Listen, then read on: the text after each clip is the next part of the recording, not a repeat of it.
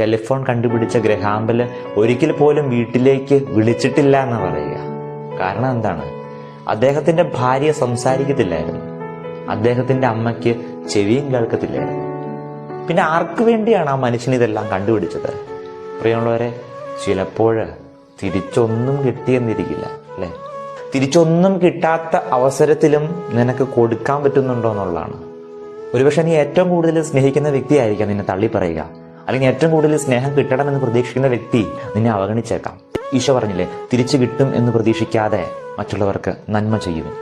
ഒന്നും കിട്ടിയെന്നിരിക്കില്ല, ഒരുപക്ഷെ ഒന്നും കിട്ടുന്നത് പക്ഷേ തിന്മയായിരിക്കാം, ഒറ്റപ്പെടുത്തലായിരിക്കാം, കുറ്റപ്പെടുത്തലായിരിക്കാം, അവഗണനയായിരിക്കാം. പക്ഷെ നിനക്ക് കൊടുക്കാൻ പറ്റുന്നുണ്ടോ?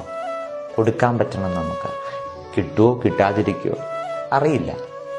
ഓർക്കുക, തിരിച്ചൊന്നും കിട്ടാതെ നിന്ദനവും അപമാനവും ഏറ്റുവാങ്ങുമ്പോഴും സ്നേഹിച്ചുകൊണ്ടിരുന്ന ഒരു മനുഷ്യനെ